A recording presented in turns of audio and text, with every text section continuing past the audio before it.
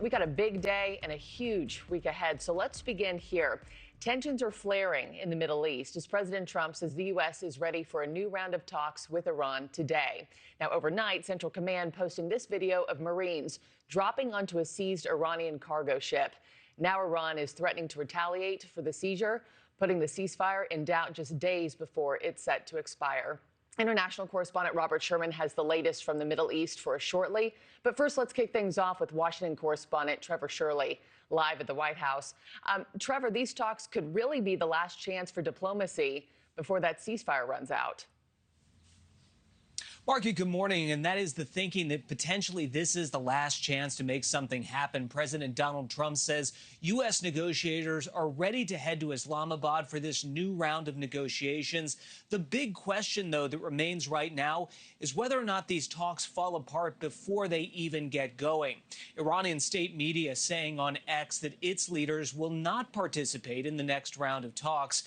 Meanwhile, President Trump posting Sunday that U.S. negotiators would be in Pakistan today and accusing Iran of violating the ceasefire that expires on Wednesday.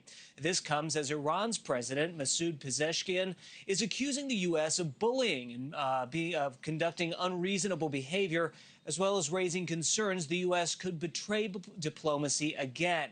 The U.S. delegation will be led by Vice President J.D. Vance, as it was last time, along with top envoys.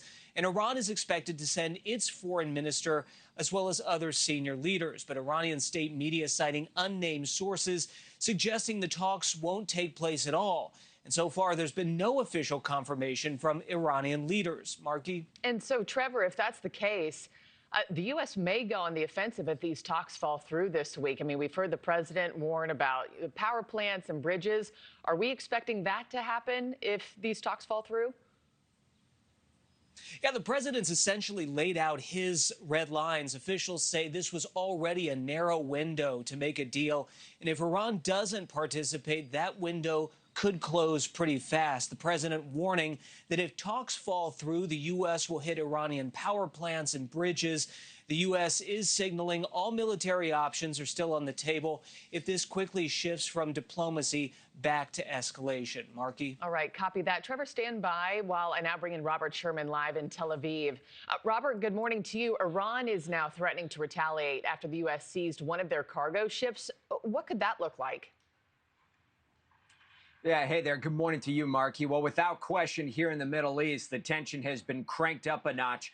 The United States military made good on its promise in order to hold the line on that U.S. naval blockade, firing upon, boarding, and seizing an Iranian-flagged vessel. This is the video that Central Command put out of this incident overnight. They said that the Iranian ship was warned to heed the U.S. Navy's command.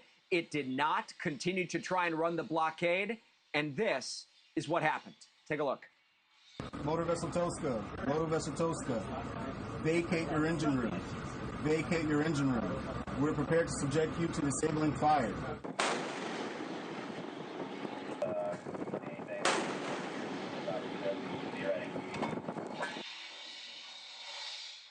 Iran is vowing to retaliate today. This is the statement that they put out, saying, "We warn that the armed forces of the Islamic Republic of Iran will soon respond to and retaliate against this act of armed piracy by the United States military."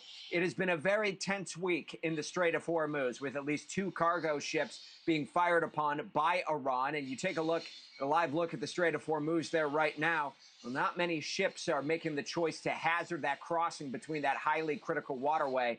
But the U.S. naval blockade is going to remain in effect until and unless a deal with Iran is struck. As you see both of these sides digging their heels in over the Strait of Hormuz. Markie? Thank you for watching. Subscribe below and download our NewsNation app right now on your phone, and you will get fact-based, unbiased news for all Americans.